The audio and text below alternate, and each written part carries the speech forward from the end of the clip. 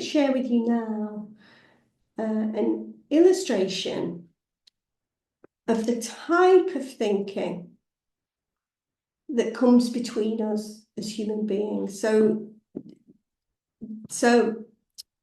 I'm going to relate this to our capacity to deeply listen to another, because this is one of the most important things we can bring to a group as an individual, is our capacity to deeply listen and create space for others and for what they have to contribute, and vice versa.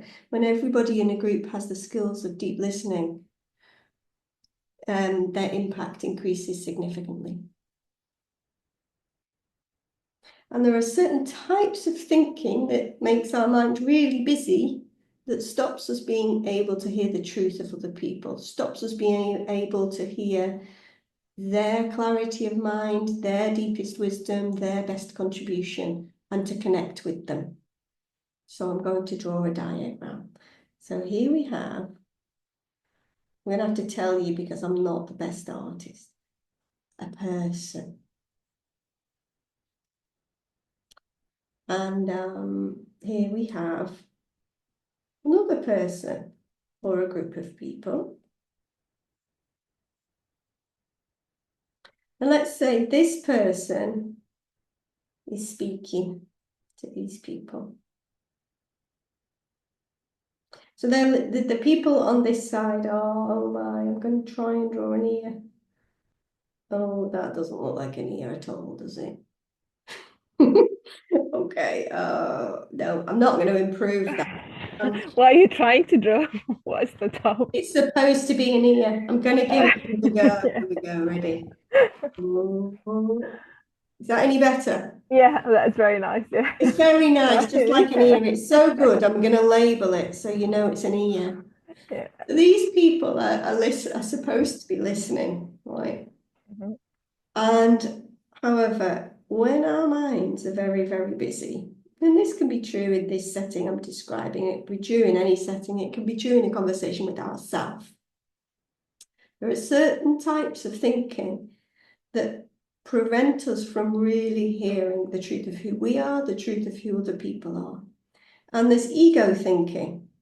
So we're basically thinking about ourselves. We're concerned about our own performance. We're concerned about how we look, or whether I've done my work well or not. That type of thinking. And then there's thinking which is called, like you could call I know thinking. So these people here, where the ear is, are listening to the person who's speaking, but they're really listening to their thinking about how much they know about what this person is sharing. Oh yeah, I know about that. I remember an experience where I did that. Yeah, I know all about what they're talking about. So they're not listening to that person, they're listening to their own thinking about what they know. There's solution thinking. So let's imagine that this person's speaking and they're sharing something they've got a challenge with.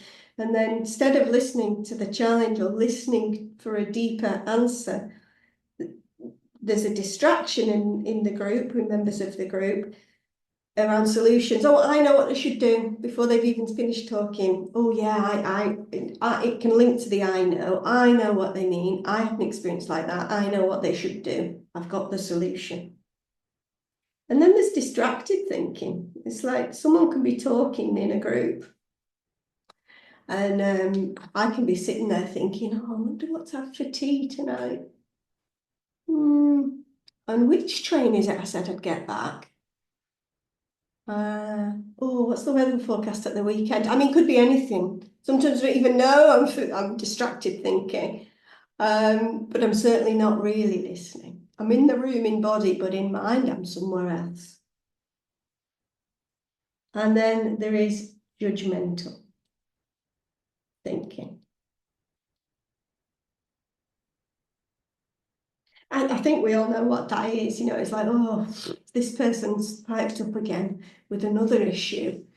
Oh, I don't know why they've got such a problem with this, or whatever the judgment might be about the person who's speaking. They're so busy we can be so busy in judgment that we can't hear what the person's really saying. So that can all be going on. And it all does go on, you know, for all of us, this happens. It's just super helpful to know it happens, because we can then catch ourselves and go, oh, got caught a bit in there in my I know thinking. I'll tune back into this person who's speaking, and I'll listen from my clarity of mind. And you know how I said about the tuning fork, and how when one person's in, or ideally more, are in their state of calm and they know the power of that. Well, what they're tapping into is this that's going on at all times, all around us, which is that shared state of calm. All of this is what connects us all. And it resonates with our state of mind when it's settled and in its natural state. And that's the space in which people can calibrate to a shared, settled, calm state of mind beyond the thinking that I've described.